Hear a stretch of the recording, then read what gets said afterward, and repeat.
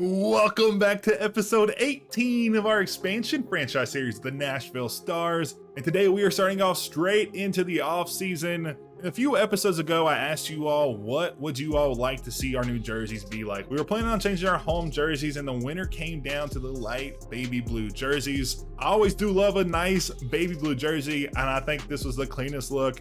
There's a couple other options thrown around, but this is what we are settling on. And I think at some point in the future, we're gonna go and change the away uniforms away from the Nashville typeface to a more of a Music City. I just have to find out and see how it works. I will say it is difficult to kind of line up all the letters. So down the line, we'll change our aways to be Music City based at some point, but that'll be coming in the future. But for now, we'll settle on one jersey change, and that's gonna be to the light blue home jerseys. So hope you all enjoy. If you all want to suggest maybe another change in the next 3 or 4 seasons, comment down below and we'll consider it before we get into the later parts of this franchise. But as we get into the offseason, the first thing we have to do, as always, is look at our exclusive free agency negotiations. We have 3 guys on this list: Victor Caratini, Mauricio Dubon, and Michael Conforto. We've already discussed that we're not bringing Conforto back. He just hasn't been performing to the expectations that we want, and he's regressing a ton, especially in that power versus lefties, down 15 points, which just isn't going to cut it. We signed him after his 2025 season where he was in limited at-bats, but he had a 918 OPS and just hasn't really been able to get back to the level. So we're not going to bring him back. We're also not bringing back Dubon either. I want to allow a little bit more space on the roster for some of our younger guys, especially like Johnny Dale, who we just drafted this last free agency. He's like already a 75 overall with a potential. So he's going to be moving up very quick, and so we need to open a spot there. It is unfortunate because Dubon can play everywhere in the field except for catcher, which is pretty impressive. But another mediocre year, below 700 OPS. His big ability was his utility around the field. We should be able to suffice that later on. But we are going to bring back Victor Caratini. He is regressing a little bit, but he's still an exceptional catcher, and he works well in our system. He had a little bit of an improvement from last season to a 241 and a 401 slugging, still above a 700 OPS, which is serviceable for a catcher for sure. So we're going to bring him back. We just need to see what the price is going to be for this year. And we're going to submit an offer for 2 years for $14.4 million, which is above what he's looking for. I think this is a competitive deal. His interest isn't all the way up to the full spot. He may jump into free agency, but that is going to have to be seen down the line. I like what he is, but I'm not going to offer him too much money just because he's not an amazing player, but he works for us and he's very serviceable. So this is what we'll offer. And before we get into the first day of free agency, this is what our depth chart is looking like right now. We have a very good right side of the infield. You have Josh Naylor, who's the 7th best first baseman in the league. And then Colt Keith, who's a top 10 second baseman. Very good stuff on that side. I'm very happy with that side of the infield. But moving to the left side, you drop off a cliff. David Hamilton, who we thought was going to be a great player, just really hasn't panned out for us. Hasn't batted above a 270 mark with us. Hasn't batted above a 250 mark since his first season with the team. His OPS last season just fell off a cliff, under 600, and we gave him another year to try to get it up. But as a 700 OPS type of guy at shortstop, which is a very important position on the infield, I just don't think he's going to be our long-term plan. He's a very good player, but I just don't see him as our day-to-day shortstop down the line. But then as you move to the third base side, Josh Smith has been very serviceable for us. A reverse split type of guy, bats better against lefties as a lefty. And this past season, he didn't perform to what we thought he would. He was almost an 800 OPS player in Toronto in 2026, but hasn't really seen that kind of number with us this last season. So we'll give him another shot this year. He's a top 15 third baseman, so it's not the worst thing in the world.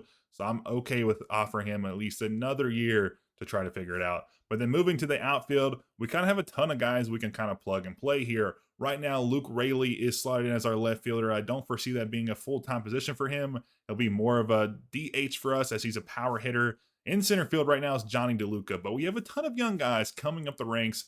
And the first notable one is Ray McAllister, who ended last season injured, which is pretty unfortunate. But as he works his way back here, we're looking to get him to about 215, work on those muscles, hit the weight room coming off of an injury to his knee. So hopefully he can increase that weight. Would really increase his power, but that's to be determined. And then Johnny Dell, who actually is a right fielder, but is slotting here in center field for us right now, is very exceptional. He's going to start out the season in AAA. We're not going to start him out in the majors just yet.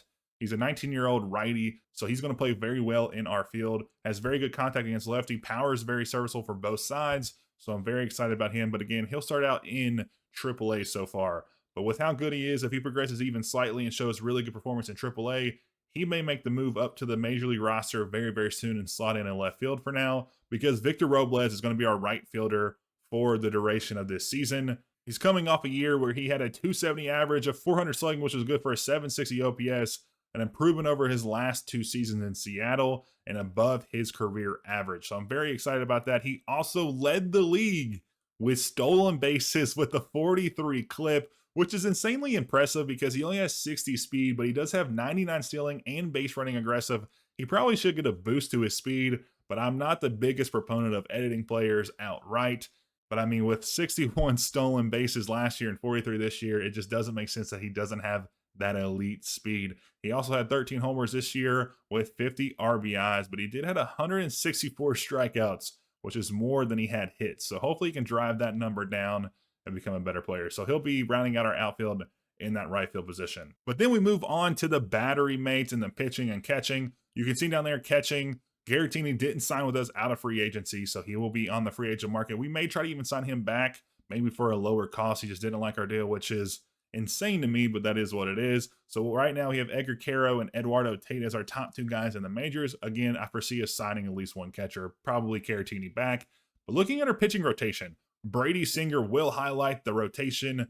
For now, we are looking to bring in at least one more arm into that rotation since we traded away one of our top pitchers in this past season. River Ryan coming off a very impressive season, a sub-4 ERA in 34 games, 20 starts this past season, and had a sub 1.4 whip with 9 quality starts. Very, very good back-to-back seasons, and he will probably make the opening day rotation. And then Edward Cabrera is always an anomaly for us. He had a very good year in 2026, coming off a very miserable 2025 campaign, and then a 2027 campaign, which was kind of, in the middle. Nothing too crazy, nothing too great. A sub 1.6 whip, which is not the greatest thing in the world, but he did have 7 quality starts. So if we can figure it out this season, he'll be an amazing third-day starter, probably behind Brady Singer and whoever we're going to sign out of free agency for this year. And then moving on to our relief pitching. It is the 7th best bullpen in the game, highlighted by Pete Fairbanks up at the top of the helm. He's coming off a year where he had just under 40 saves, which isn't too bad, a 3.3 ERA, a sub 1.4 whip. So I'm very, very happy about that for sure. He had 60 innings or so of work, so he didn't work too hard, so he should be well rested for this next season. I'm very happy with how he performed. And you had a couple other guys, Gregory Santos, Reed Detmers, and Ryan Feltner, who are both starters, but they'll work as our long relievers. They're coming up on contract year, so we may have to figure out a situation where we have to re-sign them. And then a couple other names. Johnny Brito was another one that we brought up in the Rule 5 draft, and he had a great year. I'm very excited about how he played, worked over 100 innings, which is a lot for a reliever typically, but he was very, very good in his time in the game, so I'm very excited about that pickup. So as we jump into free agency, you can see some of the top names here. Again, we still have that limitation of an 83 or lower overall player, and we can't go above our salary cap, which is currently $221 million. So we have $44 million to spend this offseason, and once we make the playoffs, which is hopefully this season, we'll be able to increase our player overall to 89 and lower, and then we'll be able to go over our total revenue for the last season. But like I said, there's a ton of big names here. Logan Gilbert highlighting it as a 94 overall, a potential starting pitcher. He's going to make a ton of money this year. And you have a couple other big names as we get through here. But again, like I said, we're going to try to sign a starting pitcher. One of the ones that could fit in with us this season is going to be someone like a Dean Kremer or Luis Castillo and someone like that. We're not going to be able to sign the top guys this year. I mean, there are a ton of guys above an 83 overall, which probably may work in our favor. Some of the guys we're going to get are be lower, further back in that selection. So we're going to be able to, be able to offer them a cheaper deal. And then looking at the catchers, Adley Rutschman highlights it with Cal Raleigh not far behind him. But then in the 3rd and 4th spots, we have 2 80 overall guys that we may look at. The interesting one here is Jonah Heim, a switch hitting catcher who is very good behind the plate, and he's a decent hitter as well. I always like a switch hitter. It just makes it a little bit easier, it seems, in the game. And then Caratini down here is like the 10th best catcher. So again, if we go and sign him, it's not the worst thing in the world. He's been serviceable for us for the last few years, so I wouldn't hate bringing him back. And then the third position we're going to highlight is shortstop. This may be the last guy we sign if we sign a shortstop at all this year. And this may not be the most perfect free agency for shortstops because there's only 4 available right now. But the overall is right at where we're going to look at. Jeremy Pena, coming off a 260 season with a 777 OPS. He may be the guy we go after. He's a righty batter, kills lefties, absolutely destroys them. Very decent in the field and also has very, very good speed. He's 30 years old, only has 6 years of service time, so he's not going to regress for at least another few seasons. And this is his best OPS season so far. So I might go after him, and we may trade away Hamilton to another team and maybe get some prospects in return, but that's to be determined. So you can kind of see the free agency standpoint right now, but we'll jump back into the free agency when we get through our salary arbitration and tendering some contracts, just so we know kind of what the money we're dealing with to get into free agency. So after getting through all the renewable contracts and hitting arbitration as well, we have 3 guys that we're going to offer arbitration and 2 guys we're not going to. Ryan Nelson, Johnny DeLuca will both be offered arbitration. I think they're competitive deals. I think they're around $3.5 million per season. And then Ryan Feltner is going to be our last guy who we offer arbitration to. The 2 other guys who I'm not exactly sure who I want to do with, right now we offered Reed Detmers a 7-year, $11 million per year deal because his arbitration deal was like $13 million. So I don't want to offer him that if we can get him a little bit cheaper. He is 28 years old, so that'd be through his 35-year-old season. He's been an okay pitcher for us. Last year kind of bloated his ERA. In 2025 had a 5.13, which is around his career average. And then 2026 he had a great year, below a 5 ERA. So if he can get back to those numbers, maybe he'll be more serviceable then. And then Daron Blanco, we're not bringing him back this next year. I just don't think we need him. One, because we are trying to get more young guys in the majors in the outfield. So we don't want to cluster it up with another player. So we're going to let him go this season. And that's kind of where we sit as we get into free agency. And after considering a lot of free agents so far in this offseason, I think the 3 we have our eyes on right now is going to be Dean Kremer, who's had a really good year last year, had a 2.37 ERA, and has a career sub 4 ERA as well. So that's very, very good. After his whole career was with the Baltimore Orioles, hopefully he'll come to Nashville with the Nashville Stars. Next up is going to be Jeremy Pena, a very, very good shortstop, absolutely destroys lefties. And this is going to be kind of a situation if we want to move on for Hamilton. I have him on this list. We may not sign him, but I want to kind of consider it at least. And then Gregory Soto. He's a very good lefty relief pitcher, and we would need another left-handed pitcher. We only have 2 in the bullpen right now. Coming off a very impressive year last year, 70 innings of work, sub 3 ERA, whip below 1.3, so very, very good off the top there. And then as we get later into the free agency, I think one of the players we'll go after is going to be another catcher. We need to bring in another catcher. I thought about trading for one, but honestly, there's not a ton of good catchers just out there in the wild. So with that being considered, we may try to go after one of these 2 guys. Danny Jansen has been better in terms of stats in the batting category, but his fielding is pretty abysmal. Jonah Heim hasn't had that good of a OPS the last few seasons, or even in his career as a total. His career OPS is below a 650. His career OPS is a 651. Last year at a 704, but before that, nothing really to note. So it's going to be kind of a hit or miss who we get. I'm kind of leaning toward Jansen as of right now, just to have a little bit of a better bat, but I'm not really sure. So we'll see down the line. We have $50 million to offer, so it'll be close. We're right at 41 right now, so that may come into effect as well down the line. And after we set up the big board the first time, the front office and I took a little sleep on it, and we've decided to change our tune. We were originally going to go after Jeremy Pena to fill in that shortstop position since David Hamilton had been struggling the past 2 seasons. But we went back and looked, and he had a 705 OPS last year, a very stiff improvement on the year before where he had a sub 600 at 587. So this shows that he's improving in the batting cage. So we want to give him at least one more opportunity, and he's still a very good player, a very serviceable fielder, and pretty decent in the batter's box as well. So we're going to give him another year to kind of right this ship. He's still technically young in terms of baseball standards, only 30 years old, 4 years of service time, and he's a very good player if he can just figure it out at the plate. So we're going to give him one more year to do that. If it doesn't work out, then next year we'll search for our future shortstop for an organization. But we changed our tune on this. We're going after Joey Bart. We kind of went back and forth between Jonah Heim and Danny Jansen, but I think Joey Bart is going to be the man that solves our problem. The 31-year-old 6-year veteran doesn't look incredibly good. Until you see what we're going to do with him, he's going to be a platoon guy with Edgar Caro. He's only going to hit against lefties. The fielding isn't great, but I think he can work on it. He's already developing it a little bit. His blocking's going up as well, which is going to be fine. But he's going to hit lefties. He has 75 contact against him, 66 power.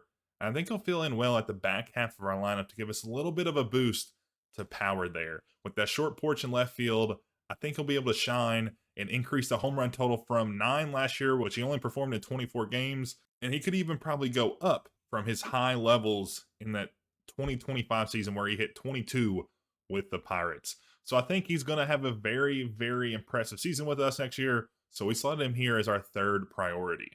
And the first big deal of the offseason is going to be Johan Duran going to the Yankees from the Twins. The big right-hander that can throw over 100 miles an hour is going to be moving to the Big Apple to wear the pinstripes. 5 years, $15 million deal. The Yankees add another big reliever arm to their team. And to continue the trend of closing pitchers getting signed early, the Mets have locked down their new closer in Felix Bautista. The 32-year-old, the 88 overall closing pitcher, had 58 saves last year and 74 innings of work, throwing almost 100 strikeouts. He was an all-star the last 3 seasons in a row after missing it in 2024. He's had a very good year, and he will round out the bullpen for the Mets in the Big Apple. Both New York teams sign big closers this year. And the third big addition this offseason is going to be Pablo Lopez.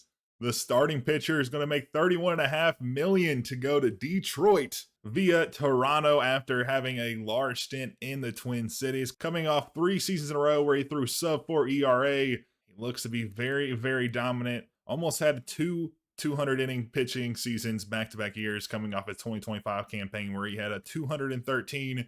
He can go very deep into games continuously throughout the year, avoids hits and walks with sub 1.3. He has a career sub 1.2 whip. So that's very, very good. So he's not going to let many runners on base throughout his year. So he is a very, very good pickup for the Tigers. And one of the top players in free agency this year, Adley Rutschman, will be heading to the Twin Cities after they just lost a pitcher. We'll be heading to the Twin Cities for $16.2 million per year. The 30-year-old is going to leave Baltimore after starting his career there and will head over to Minnesota. Didn't have the greatest year last year in terms of awards. 258 average, 806 OPS, which was almost a career high after his first 2 years in Baltimore. So he looks to be in a very good standing going in to the Twins. And as we come into week 5, we have a little bit more money to spend now, $51 million now, and we have a ton of interest from Dean Kremer and Joey Bart. So we will try to lock them down this week. Soto, we're going to let a couple more weeks go by before we try to entice him to come to Nashville. He doesn't have the motivation I like right now, especially since he's wanting 6.2. I like to go a little bit under slot value. We may even try to offer him 2 years. But typically relief pitchers are kind of 1-year rentals for most teams, so we may try to keep him at that. But Dean Kremer will go ahead and offer, and we'll see what we can get him for, and we'll follow up if he signs next week. And the Yankees keep loading up on top talent. Jordan Hicks has improved to 88 overall. The 31-year-old is headed to the Yankees. The Bronx Bombers will add another big arm, a youngish arm, at only 31. He's very youthful in terms of baseball standards. He does have 10 years of service, hit his 10th year this year after 4 seasons with the Giants, has posted 3 consecutive sub-4 ERA seasons. Very, very impressive. In last year's game, Jordan Hicks typically was very, very bad. He would have bloated ERAs, he just would get hit a ton. But this year's game, he's very, very good, a very solid pickup for any team. I think he doesn't start out that high of overall either, but he's progressed to a very dominant standard. Does have some stamina issues. He was a reliever at one point in time, so that is to be expected. But the Yankees get another big arm to add to their already good rotation.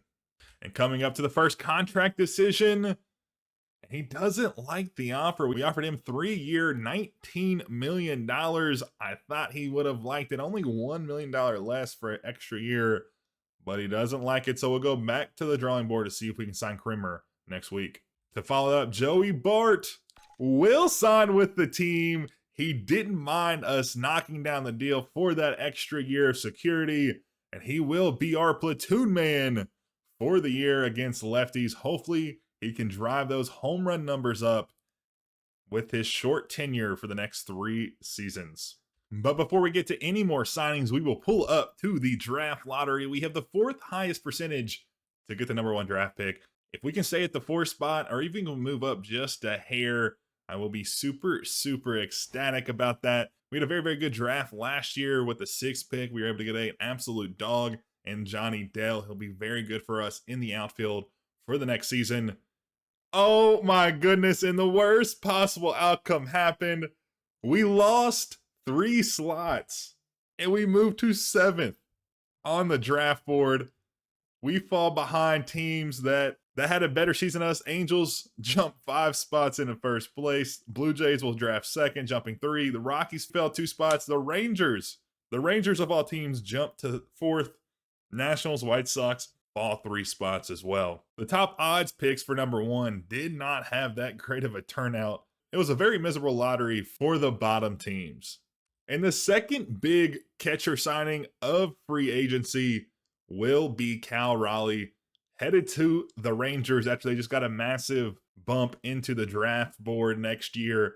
He will be heading there for $15.4 million per season, almost a 250 average with almost 40 homers and 100 RBIs last year. He's coming off a hot season, and the Rangers are banking on him having another next year. And another contract decision this time for Dean Krimmerin. He will sign with us. The extra year, we could drop his salary per season all the way to 17.6. So we got an absolute steal. The 83 overall righty will be headed to Nashville to help that rotation that needs a lot of help from last season. And as we come into the Rule 5 draft, we actually had a really good pickup last year with Johnny Brito, but I don't think we're going to pick up anybody this season. There's some decent starting pitchers. There's some decent relief pitchers as well. We could strengthen our bullpen a little, but I think if we sign Soto this offseason, that'll probably strengthen us enough. We were top 10 in rankings. One of the most intriguing spots is going to be Jake Bowers in left field. If we weren't keeping the outfield open for some of our younger guys, we would jump on this in a heartbeat. The 32-year-old has progressed in every single area except for speed, and I think that's a very good pull. He can play left field, right field, so corner infields, and then first base. He's an extreme pull hitter, so maybe not the best thing for our ballpark, but he's very, very good in the batter's box. The only sore spot is going to be that fielding. But in left field, in our ballpark, that wouldn't be a big deal. But unfortunately, we just don't really have a spot for him since we are trying to keep those spots open for our younger guys to move up sooner rather than later. And our third contract decision, Gregory Soto will sign with the team for 1 season. I think he will be a great addition to our bullpen. We needed another lefty out there anyways. He'll slot in perfectly. And for a 1-year rental, he's decently cheap, and he's been very, very good the last few seasons. So I'm excited to see how he performs in the new threads. And the Yankees just keep it going, man. Another big reliever. They're going to trade for them this time. Some interesting prospects, Kenny Watson and Clayton Beeter, a younger and an older guy. They don't look to be the best players in the world. Not a ton of potential there, but they will pick up Chris Bubik from the Red Sox. So a division rivalry trade. Interesting as the Yankees just keep loading up on top tier talent this offseason. And a team that's kind of surprising offering some big contracts this year is going to be the Tigers, a 3-year, $81.4 million deal to Justin Steele by way of the Chicago Cubs. Has come off a handful of good seasons. Last year, his best ERA by far, a sub 2.5, was just wheeling and dealing out there on the mound. 22 quality starts as well. So the Detroit Tigers got a massive pickup as well. And at this point, I just don't understand where the money is coming from the Yankees. They offer another massive contract. They're tired of losing, I guess. They are making a massive run for the World Series championship. Shane McClanahan will be headed to the Bronx. The 91 overall lefty will be heading from Tampa Bay to their in-division rival, the Yankees, after he pitched a 200-inning season, a 2.15 ERA, his best of his career so far in his young tenure in the MLB. 23 quality starts, a 1.11 whip, only allowed 15 homers, 192 strikeouts, almost one per inning. A very dominant performance from the lefty. And the next big free agency signing is going to be Logan Gilbert. Just under $40 million for the next 7 years. He will be returning to the Mariners, where he spent his whole career. He's gone for 33 games exactly, 33 starts the last 4 seasons. So he's been a very, very big workhorse for them, amassing over 220 innings in both of the last 2 seasons, with an ERA below 2.6-ish and a whip right around 1. So he's been a very dominant pitcher. He's averaging 25 quality starts in the last 2 years. What a workhorse dominant ace that the Mariners just got to return to them this year. And in the year of the closing pitcher, another big closing pitcher signing, Jeff Hoffman this time, 90 overall, will be heading to Baltimore by way of the Mets the last 2 seasons. He was also at Toronto before that, and then the Phillies and Cincinnati. He's played for dang near every single team. Coming in just under 10 years of service time, the big righty will be coming off a great year last year, over 50 saves and 74 innings of work. And coming off a season with a 1.46 ERA and a sub-1 whip, he's had a great year in 2027. And as we come out of free agency, we're almost to the end of the offseason, but this is a perfect time since we just got done with arbitration deals to cover the team right now. Starting with our lineup, this is what it's going to look like going into next year. The top 5 in the lineup are going to be 80 plus overall, so I'm very, very excited by that. Highlighted by Josh Naylor, Luke Rayling the DH spot. Edgar Caro gets his first time starting in the lineup this season. And for right now, we have Stone Garrett in left field holding that down. We'll probably put one of our younger guys there, maybe not to start out the season, but maybe later, a couple weeks or months into the season. And then against lefties, this is how it looks. Very similar to what it is against righty, but Eggy Rosario hits the lineup. Amazing contact and power versus lefty, so he's always going to be there. And then we have Joey Bart sliding in as our platoon man in the catcher role, hopefully to improve on that 9 homers he hit last season and just under 100 at-bats. And then where we saw the biggest improvement was our starting rotation. We have Brady Singer at the helm once again this year. Dane Krimmer, who we just brought in from this free agent class, coming in at number 2.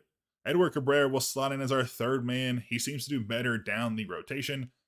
I don't know if that's just by happenstance or what, but that's what we've noticed so far. River Ryan and Joey Cantillo to round us out. And then our bullpen is kind of bloated right now, but this is how we have it so far. Johnny Brito will probably get the call up, or he may start in AAA, not sure. And then we added Gregory Soto to go along with our Gregory Santos that was a right-handed setup man for last season. And then Pete Fairbanks holding down the closer role once again this season. And now we have finally entered the spring training part of the year. And to look now, 11th ranked team in the league. This last offseason might have just put us over the top. I've been saying that every single year, but this is a year. So we already looked at our lineup. I wanted to go and take a look at our top prospects since we finally have them in the organization. And right here off the bat, we're going to have Johnny Dale and Eduardo Gomez going back to back. Very interesting. I'm curious if this is because the spring training season has a lot of your prospects in the lineups and stuff, so it may change in the line. We'll follow back up during the regular season. But right now, Johnny Dale at 9th top prospect, and Eduardo Gomez slotting in as the 10th best prospect. We have 2 top 10 prospects so far. Interesting enough, this was the 4th round draft pick we got in 2027.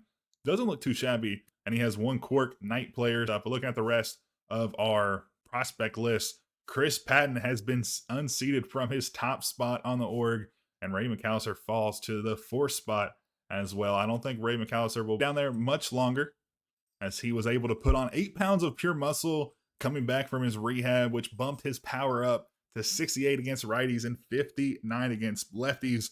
So he should be a very good switch hitter for us, and he will probably make the opening day roster as a young 19-year-old. And then as we make our way down those lists, we'll see some new faces and some old faces. Brian Humber, a recent draft pick we just got this last draft. Vincent Theophanopoulos, who we just picked up. Robbie Rooney, Richard Nieve, who again we just picked up this last draft as well. The second baseman, a power hitting second baseman at that, is definitely going to need work on his contact in the coming years.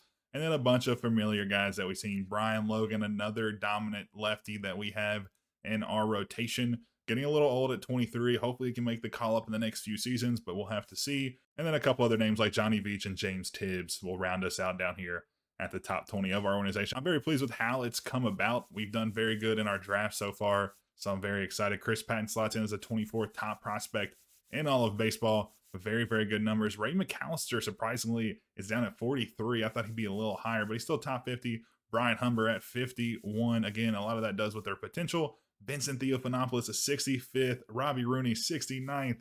Richard Nieve, 73rd. So a ton of names. We may have one of the best minor league prospect organizations in all of MLB.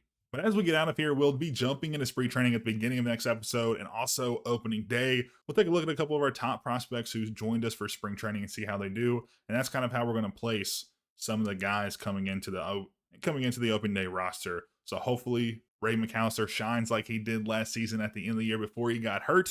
He'll be able to make that opening day slot, probably in left field, since we have Johnny DeLuca, who's such a good fielder in center. So I'm very, very excited about the future of the organization. So I hope you all enjoyed. I'm glad you all tuned in. If you don't mind, leave a like down below and check that subscription button. If you haven't hit it yet, be sure to do that before you go. I appreciate y'all being here, and I'll see you all in episode 19. And a huge shout out to Chris, our very first premium channel member. Thanks for all your support, man. It's really appreciated.